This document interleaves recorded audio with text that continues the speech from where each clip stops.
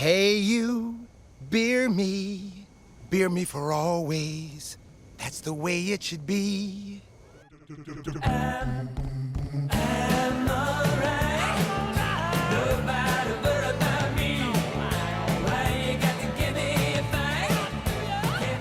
Welcome back to Birdies, Bogeys, Bushwood.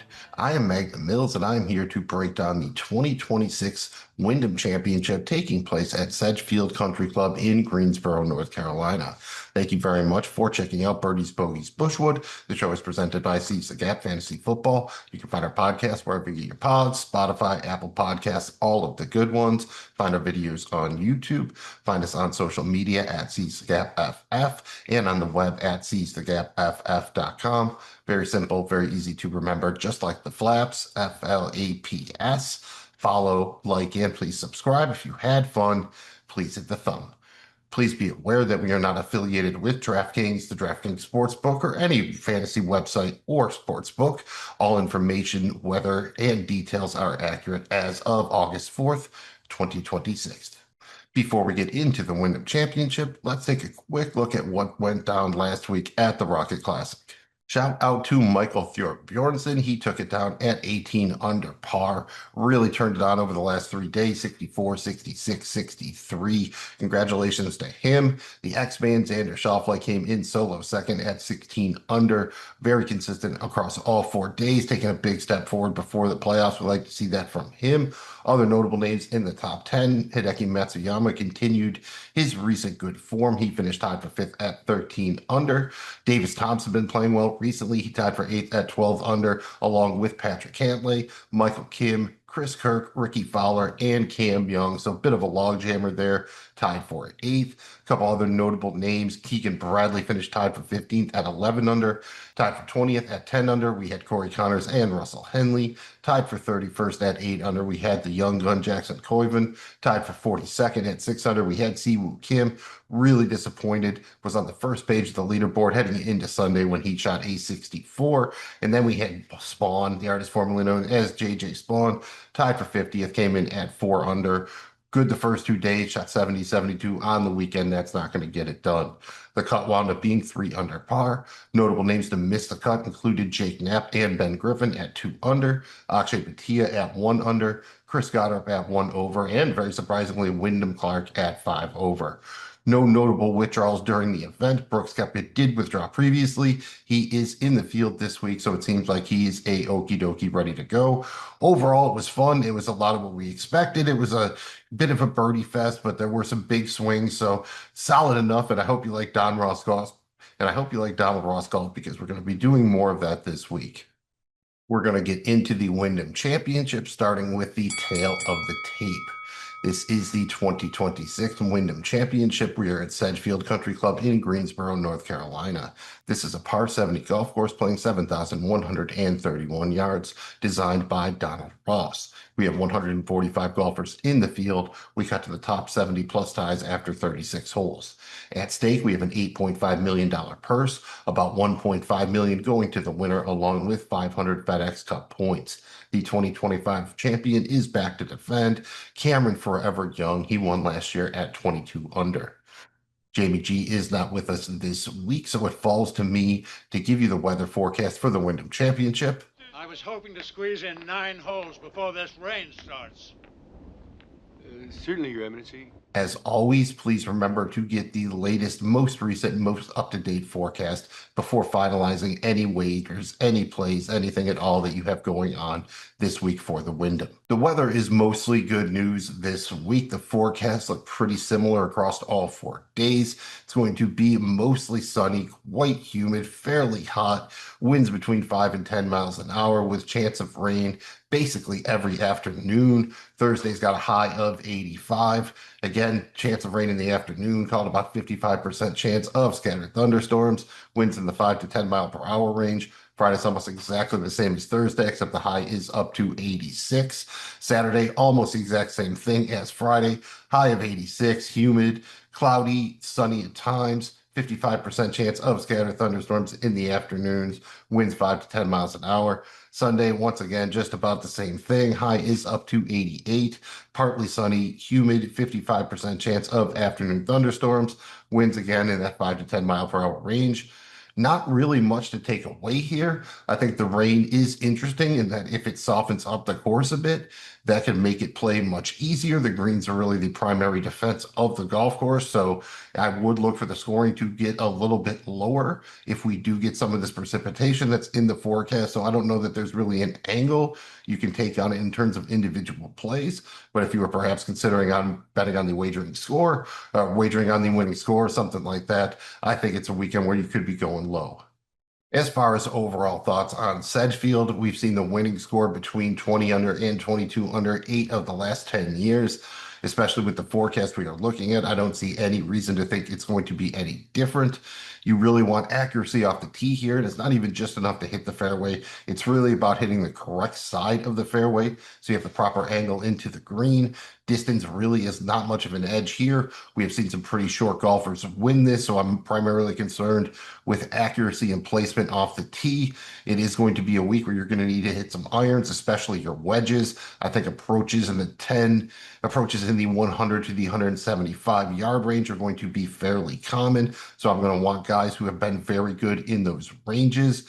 These are not very difficult greens to hit. It means that scrambling isn't going to be as much of a factor. I'm not really putting much weight on play around the green this week. I will, however, be looking for guys who have putted well on Bermuda greens, guys who have played well on Don Ross courses, especially guys who have putted well on Don Ross courses.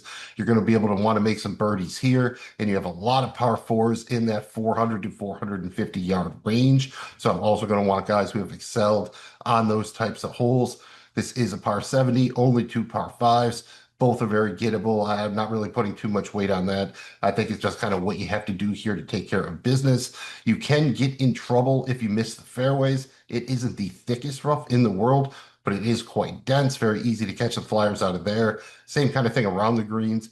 Not very difficult to scramble from the short grass, but if you wind up in the rough, which is certainly possible with some of these elevated Don Ross style greens with the runoffs, you could get yourself in trouble. So like I said, I'm definitely leaning more on Bermuda putting, definitely more on putting as a whole than the short game in general, than the around the green play. So also going to give a little bit of extra weight to those golfers who have played well on Don Ross courses. And here at Sedgefield, history has been fairly sticky, fairly predictive here. So I'm giving a little bit more weight to course history, and also going to give a little bit of weight to performance on the similar and correlated courses, the comp courses this week. As far as overall thoughts on the field, because this is the last regular season event, we did wind up with a fairly strong field, although it's more deep than top heavy. Cam Young is obviously the headliner here. I'm not quite sure he would be in the field or not if he wasn't defending, but he is. So he's here. But overall, when I'm playing DFS, I think this is a week where my strategy is going to be lock in on a small pool of the cheaper players that I like so I can widen my range up top. We have seen quite a variety of winners at this event. I don't know that we're necessarily going to get a crazy long shot winner, but would it really shock me if somebody priced in the 7K range on Draftkings wins this one? Not at all. So while I do like Cam Young, I do like some of these expensive golfers. We'll talk about them in a minute. I think it is a good week to try to focus on tournament play really in DFS. Don't worry too much about cash games. And I think it's a great week to really move more of your volume into Showdown. If that hasn't been something you have been doing very much, I think this would be a very good time to get into it. Set you up for the playoffs we have coming up over the next 3 weeks. And then before you know it, you're going to be playing the NFL. So it's already that time of year. I think this is a spot, like, again, I'm not going to take a crazy long shot to win, but if you are somebody who likes taking longer shots to win, I think this is a good place to do so. Very, very interesting here. I'm looking forward to this one. Big fan of Don Ross courses in general. This is always a fun event to watch. The sight lines, the trees, it just sets up very well. Should be a fun one. Again, it's going to be a little bit of a putting contest, a little bit of a birdie fest, but we know what we're getting ourselves into. And again, we kind of know the golfers. We know the archetypes seed here. Been pretty consistent over the years. We know what skills to focus on. So I feel like I'm going to have a decent chance at hopefully getting a couple of things right this week. As far as the top 10 in the model for the Wyndham, at number 10, we have William Mao. He is 6,800 plus 16,500 to win. At number 9, we have Billy Horschel. He is 7,100 plus 11,500 to win. At number 8, we have Tom Kim, 9,200 on DraftKings plus 3,600 to win the golf tournament. At number 7, I think he was number 7 last week as well, we have Ben Coles. He is 7,700 plus 5,600 to win. At number 6, we have Davis Thompson. He is up to $8,400 on DraftKings plus 5,500 to win the event.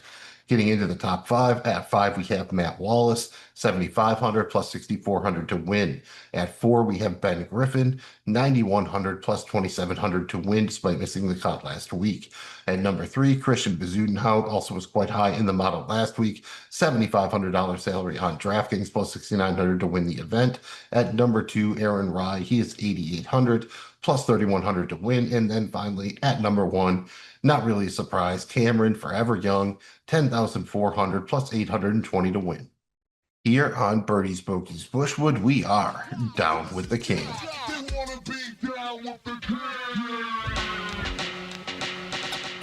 It is time to get into our drafting picks and recommendations for the Wyndham Championship. We are going to start up top with the most expensive players, the guys priced at $9K and above, work our way down from there. We only have 8 golfers priced at $9K or above this week.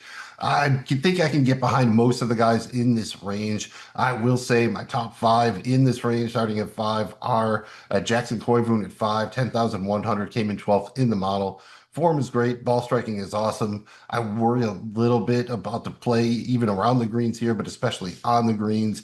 It's been a nice run. I know he is one of the most decorated amateurs. He is kind of made for this. It looks like he has arrived already, but he's also going to be quite popular here. So I'm going to get some exposure. I definitely want tournament exposure, but I'm probably going to be a little bit easy going into the tournament long games. But if he looks good, if it looks like he is really kind of in it to win it, definitely going to have quite a bit of exposure to him in Showdown. At number 4, we have Hideki Matsuyama. He is 9,500, came in 41st in the model. Just trending in the right direction. Been decent on Don Ross courses, 21st in strokes gained there, 6th in strokes gained on the comp courses. Finished tied for 19th here last year, so a decent bit of history there. And like I said, the form has been picking up. 5th, 3rd, 14th over his last 4. I do not think he's going to pick up a tremendous amount of ownership here, at least comparable to everybody else in this range. Definitely one of the best overall golfers in the field. Definitely a boom or bust play, but this is a week where I'm really not concerned with floor. It is all about ceiling. It is going to be a bit of a birdie fest, and Matsuyama certainly has the high ceiling that we're looking for. At 3, I'm kind of splitting the difference here with Cam Young. Again, 10,400 first in the model. He's defending. He's in great form. Not the most accurate dude off the tee, especially recently, but other than that, the profile looks great. Irons have been good. Very, very, very good Bermuda putter. 3rd in strokes gained on the comp courses. 6th in strokes gained on Don Ross designs.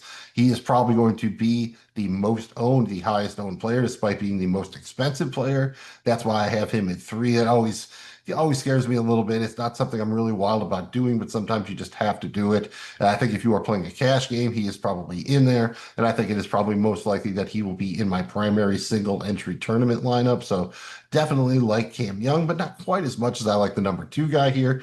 Tom Kim, he's 9,200, came in 8th in the model. He's 1st in strokes gained on approach over the last 24 rounds. He won here back in 2022, won a couple of weeks ago at the Scottish Open, and he's 5th in strokes gained on those 400 to 450 yard par 4s. Checks a ton of boxes here. Very excited to get him in my lineups this week. And then at number 1, we have Ben Griffin. He got 9,100, came in 4th in the model. Not really minding that he missed the cut last week. He was off on the number by 1. We saw Knapp kind of be in the same area. Not a big deal to me. He has been a horse.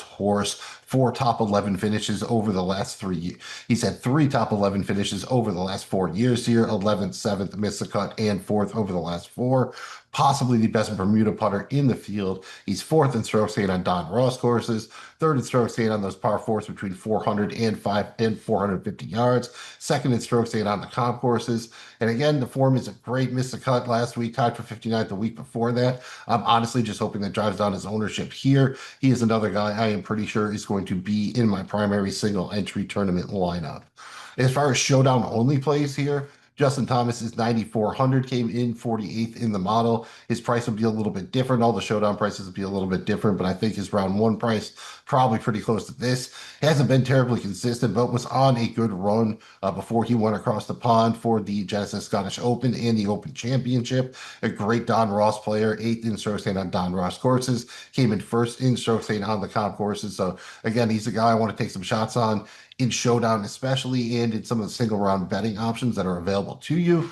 I am probably mostly out on Ryan Gerard. He is 9,300, came in 18th in the model. He's an accurate driver, came in 7th in strokes gained on the comp courses, 2 straight top 10 finishes. So there is some form. There is a benefit. I don't mind him. I could get him a little bit, but it's going to be more of a kind of last guy in my lineup, just a FOMO thing. If you're missing out, make sure I get him in 1-2 lineup, something like that, but certainly not a primary target. And neither will Maverick McNeely be a guy I'm really targeting. 9K flat, came in 32nd in the model.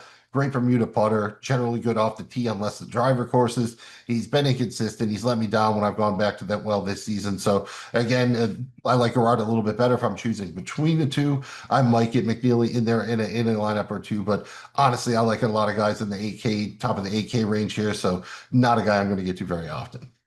Moving down a touch here, we have 10 golfers in the 8K range. I have 3 that stand out to me as my favorites. Again, kind of closer to the top, at least for the first guy here. We have Aaron Rai at 8,800, came in 2nd in the model. Everything except the putter looks awesome. He's finished 5th and 1st here the last 2 years. He's 1st in strokes gained on Don Ross designs.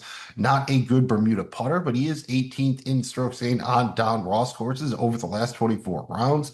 That is a thing. The grass can be different at the various courses. The surface can be different on the greens, but the Don Ross courses all do share some similarities. So it's a good sign that Rye's had success there, especially because he has not been a good Bermuda putter overall. One of my favorite plays of the week, dollar for dollar. Then we have Davis Thompson, another one of my favorite plays this week, 8,400, came in 6th in the model.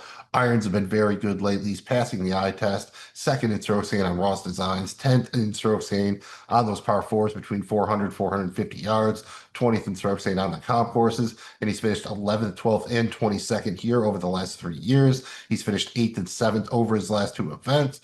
He's got the skills. He's got the history. He's got the form. That is pretty much every box you need to check for me this week. And then finally at 8,100, we have Mac Meisner. He came in 11th in the models and just missed the top 10. He's finished 10th in strokes gained on Don Ross designs. He's actually 3rd in birdie or better percentage over the last 36. Very useful here in a potential birdie fest. Came in 5th in strokes gained on the comp courses. Seems like he's a good fit here, and that makes a lot of sense considering he's finished 2nd and 12th here the last 2 years. The 7K range this week isn't as deep as Drew Hill's love, but it is quite deep. A number of options I like here. Doug Gim is 7,800, came in 24th in the model. Honestly, everything other than the putting on Bermuda looks good. Came in 4th in strokes gained on the comp courses, 2 top 15 finishes in his last 4 starts. Then we got one of the young guns here, Blade Brown, 7,800, came in 45th in the model. Great combination of iron play and Bermuda putting. Not very accurate off the tee. I could see that being a problem, but he's finished 11th and 12th over his last 2 events. A lot of potential here, so not a bad guy to take a shot on in a tournament. Not expecting him to pick up a ton of ownership. Going back to the one with Ben Coles, he is 7,700, came in 7th in the model. Maybe the best combination of a strokes and accuracy, maybe the best combination of approach play and accuracy off the tee right now. Bermuda putting is not good, but the form is. He's finished 26th, 9th, 15th, and 3rd over his last 4 events. Rasmus Højgaard is only 7,600, came in even 100th in the model, but he is a great Bermuda putter. He's coming off a tied for 4th finish last week, and he finished 21st in strokes gained on Don Ross designs. Shouldn't pick up a lot of ownership. Really like him this week. Just under him at 7,500, we have Matt Wallace, came in 5th in the model. Irons have been very good recently. 9th in strokes gained on Ross designs. The Bermuda putting has been good, especially recently. 26 in strokes gained on the comp courses. Finished tied for 5th last week, and he has 2 straight top 30 finishes here. Not too shabby. Next, we have Captain Kirk, Chris Kirk, 7,400, came in 15th in the model. He's 7th in strokes gained on approach over the last 24 rounds, 6th in strokes gained on Don Ross designs, 21st in strokes gained on the comp courses, finished tied for 5th here last year, finished tied for 8th last week. That's kind of everything I want. It's not a huge sample size, but certainly checks all the boxes here. I think he has a legit chance to win the golf tournament if he can continue his strong play, especially with those irons. And then we got the putter man, Denny McCarthy, 7,200, came in 17th in the model, one of the best Bermuda putters on the planet, just one of the best putters on the planet, period. 23rd in strokes gained on Ross Designs, 3 top 15 finishes here over the last 6 years, finished tied for 3rd at the 3M 2 weeks ago. So again, got a little bit of everything that I'm looking for. The irons aren't always the best, but if this turns into a putting contest, there's almost no other man in the world you would want to represent you in that putting contest. And then we got Billy Ho, a little bit of a course horse here, 7,100 for Billy Horschel, came in 9th in the model, 8th in strokes gained on approach over the last 24 rounds, 26 in strokes gained on Ross courses, and he's actually a surprisingly good Bermuda putter. He's finished 7th, 4th, 27th, 2nd, and 6th over his last 5 appearances here. Maybe the preeminent course horse in the field. Tied for 13th at the 3M 2 weeks ago. Been inconsistent, been a bit of a bob, but that's what we're looking for here. If he goes boom, he meets up to his history. Could be a nice play. Probably getting a decent number on him to bet him in the top 20 if you're looking to do that sort of thing as well. As far as some possible showdown options in the 7K range, you have a bunch of my favorites. These are all generally golfers I use a lot in showdown, but rarely take it, at least at this point. They're all kind of on the Dunzo list for tournament long DFS, but right now I love in shootout Eric Cole. He is 7,400, came in 27th in the model. Bud Cauley, 7,400, came in 61st in the model. Michael Kim, 7,300, came in 19th in the model. And Jackson Suber, 7,200, came in 23rd in the model. Again, all kind of a little bit boomer busty kind of guys, extra high ceilings, very low floors, a little bit hesitant to really roll them out for, looking for 4 rounds from them. And it's been a little bit of a fool's errand here. I mean, Eric Cole very famously, sometime in the last month or two, was a first-round leader, and then he missed the cut. These are exactly the kind of guys you want to utilize in your showdown contests. No Scotty Scheffler, no Rory, but it still wouldn't hurt to find some real value on this slate. It's time to go dumpster diving. Not really something I enjoy doing personally, so luckily, we got a trusty doctor we go to for our dumpster needs. Take it from me. I am a doctor. Dr. Toboggan. Mantis Toboggan.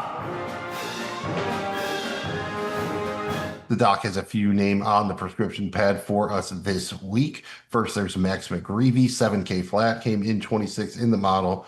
Good irons, excels off the tee on less than driver courses. Finished 5th here in 2022. Finished 11th at the Corrales a couple of weeks ago. Then we have Nico Echevarria, 7K flat as well. Came in 29th in the model. If you have a less than driver course with Bermuda greens, that is the formula for Nico. Makes sense. He's finished 19th and 22nd here the last 2 years. I'm getting back in on Luke Clanton here. 6,900, came in 20th in the model. Showed some signs of life last week, finishing tied for 20th. Finished tied for 5th here in 2024. He's 11th in strokes gained on Don Ross Designs. He's got the game that could work here, hoping that his appearance last week was kind of a sign of things to come. Then we have Christopher Ventura. Chris Ventura, he is the golf detective, 6,800, came in 40th in the model. Irons were looking very good last week. 11th in strokes gained on Don Ross Designs, 24th in strokes gained on the comp courses. Good Bermuda putter, and he's finished 5th, 51st, 15th, and 5th over his last 4 events. So he's got some nice form coming in here.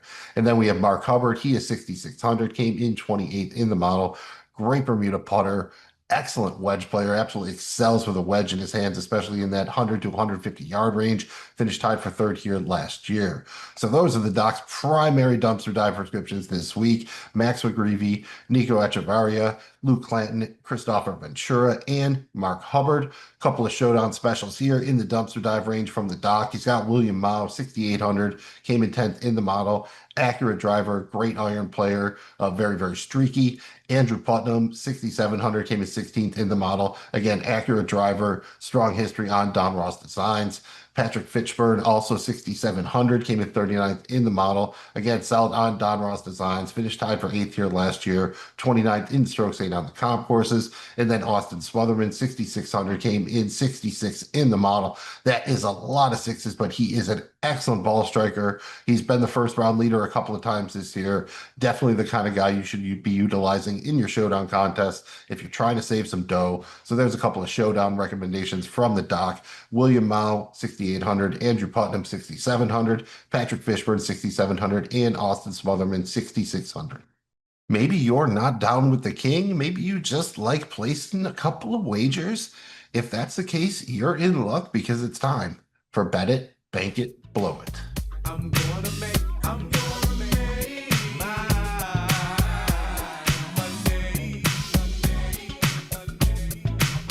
I'm gonna make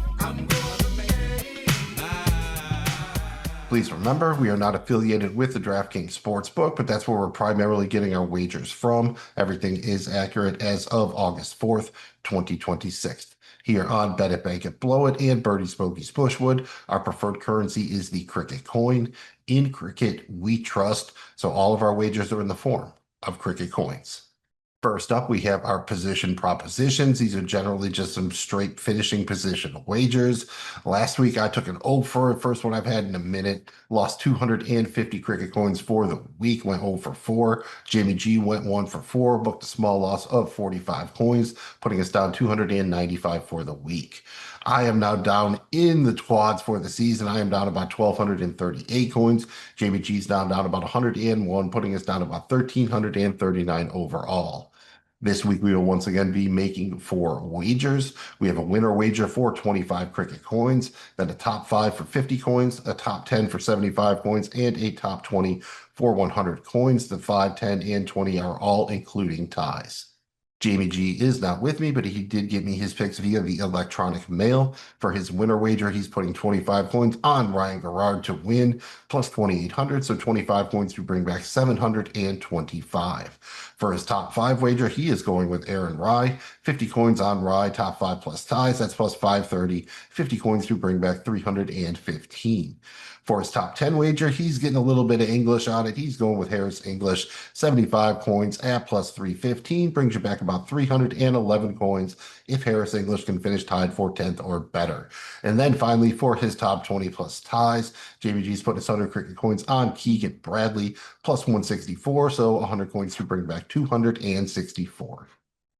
Little bit of overlap here between us this week, but not too much. That's usually a good thing. For my winner, I am taking Ben Griffin to win, plus 2,600, so 25 points to bring back 675.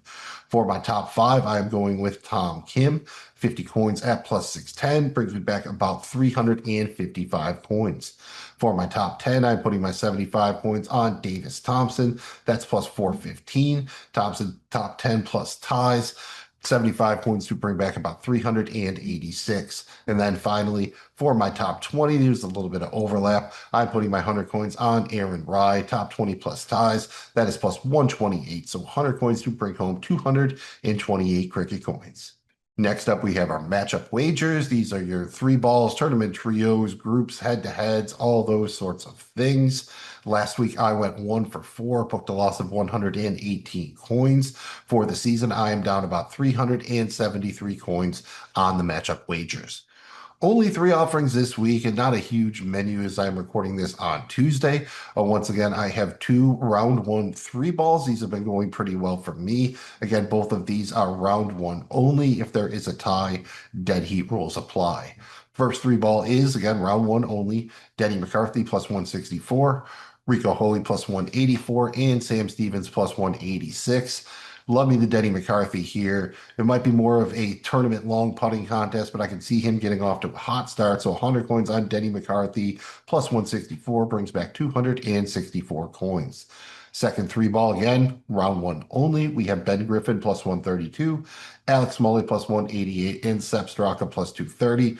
Famous last words, but boy, oh boy, do I love this one. 100 coins on Ben Griffin at plus 132 brings me back 232 coins if he can win out of this trio in round 1. Then finally, I have a tournament group. If you are following along on DraftKings, this is Group F. 5 golfers in the group. Pick the one who does the best. If there is a tie, dead heat rules apply. Options are Sungjae Im plus 290, Davis Thompson plus 310, Bud Cauley plus 315, Brian Harmon plus 320, and Marco Penge plus 425. I swear Brian Harmon has been my low-key nemesis this year, but I'm really feeling very, very good about Davis Thompson in this one, plus 310, so 100 coins to bring back 410.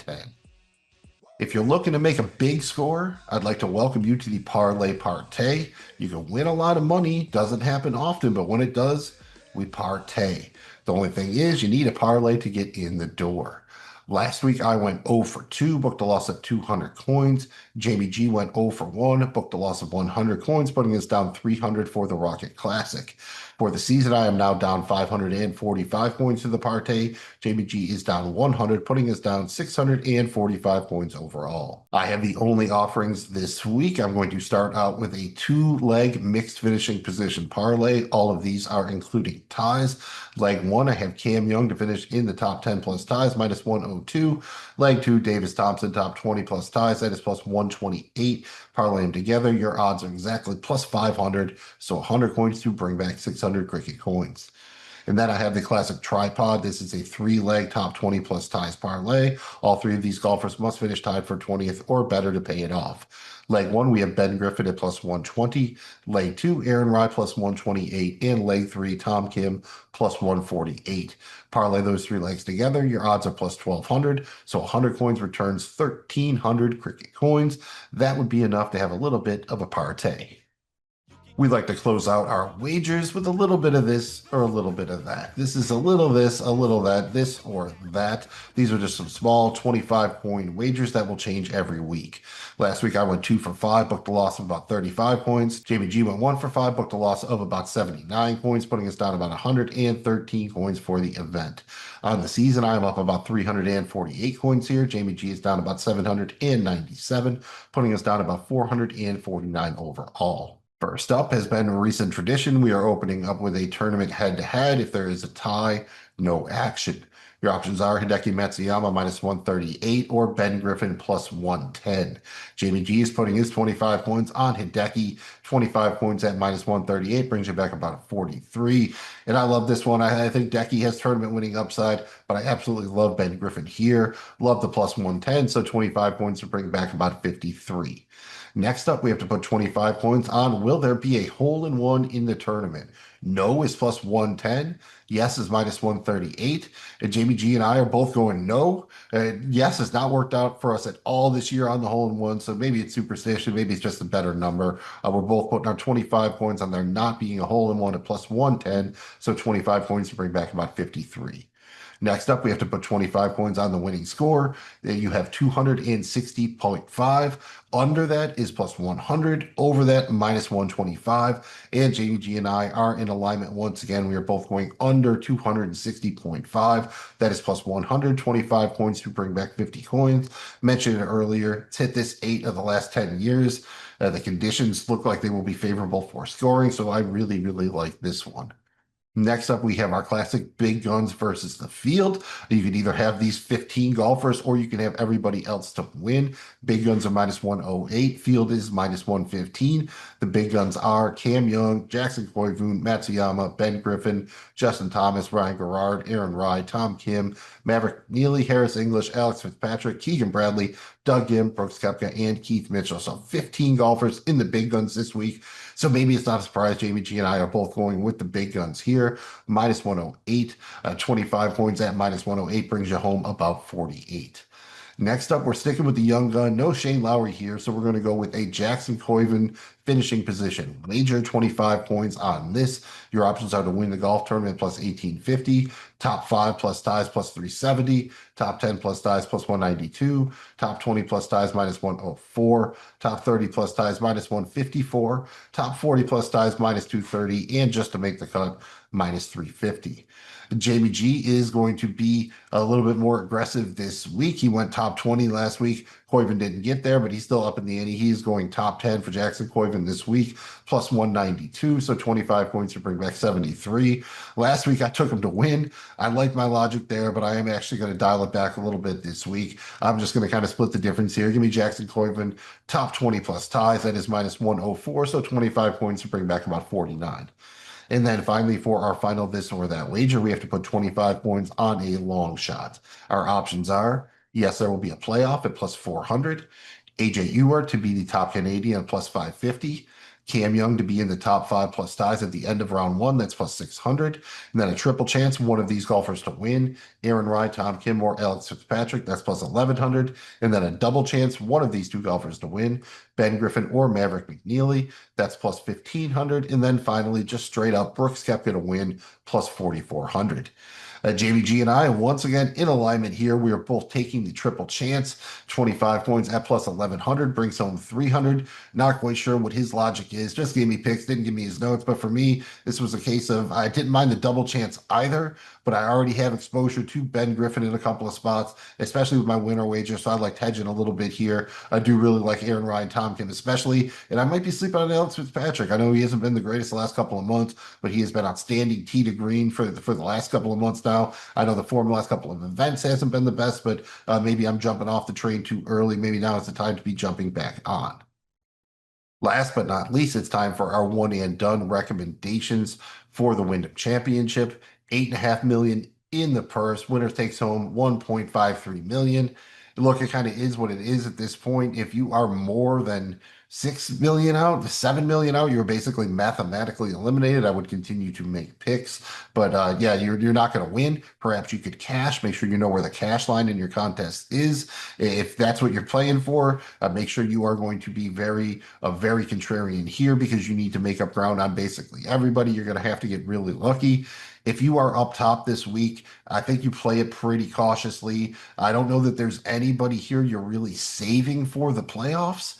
So just kind of approach it with caution. I guess maybe you could make the option to save. Yeah, Cam Young certainly I think would probably be the one, but my guess is if you are near the top of your one and done, you've already burned him. So I think this is a spot, I'll give you a couple options here. No need to get tricky. If you are kind of in the middle of the pack, you're, I don't know, 3-5 million behind, something like that. You're going to have to be fairly contrarian, but you still need to hopefully at least make up $1 million this week, something like that. So you don't want to totally just throw it in for a lottery ticket. And if you are far behind, you are going to have to kind of get down to lottery tickets. You need guys who are barely owned. If you're going to have any chance here, you're going to need to basically make up a full 1.5 million on the leaders this week and then go absolutely nuclear in the playoffs. If you are leading near the top, I think your best options are guys I've already talked quite a bit about. Ben Griffin plus 2,600, Aaron Rai plus 3,000, Tom Kim plus 3,500. Again, all pretty safe. Don't know that you're going to trust either of them over the next 2 weeks in the FedEx Cup playoffs.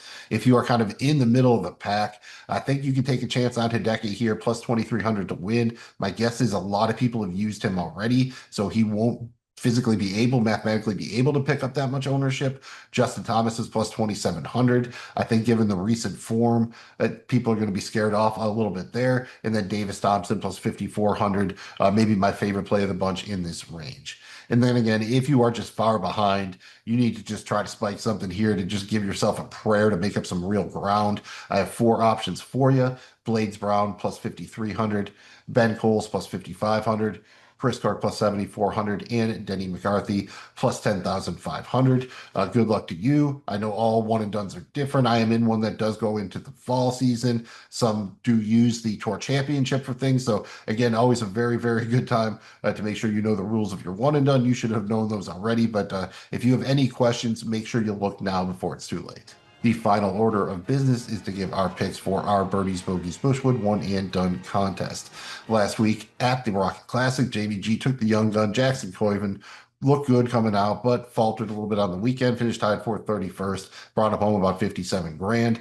I took Spawn, really failed on the weekend, finished tied for 50th, brought me home about 24K. Jamie G now has about 16.4 million. I have about 12.8, putting him in the lead by about 3.6 million. This week, Jamie G is going with one of the guys I really like, Aaron Rai. He is plus 3,000 to win. I really like that in one and done on your wagering card in DFS. Just loving Aaron Rai this week. I have options here. I have Coyven, I have Matsuyama, I have Griffin, I have Rai, I have Davis Thompson. Perhaps I did too good of a job of saving guys. I'm going to go with Ben Griffin. That's kind of my conviction play this week, plus 2,600 to win. So I'm sticking to it. I'm going Ben Griffin. Jamie G is going Aaron Rai. That does it for this episode of Birdies, Bogeys, Bushwood. Really appreciate you checking out the show. Any comments, questions, anything at all, drop it in the comments wherever you're listening to the pod or watching the video. Hit us up on the social medias, all of that good stuff. Once again, we are presented by Seize the Gap Fantasy Football. Find our podcast wherever you get your pods. Our videos are on YouTube, on social media at Seize the Gap FF. Same place on the web. Try to keep it easy to remember, just like those flaps, FLAPS. Very crucial to our success. Follow, like, and please subscribe. If you had fun, please touch the thumb. I am Magnum Mills on behalf of myself and Jamie G. Hit them well, bet them well, play them well, stay cool, all of that good stuff. Get ready. It is the playoffs next week. Then it's going to be baseball. Then it's going to be football. Then it's going to be everything. It's getting crazy.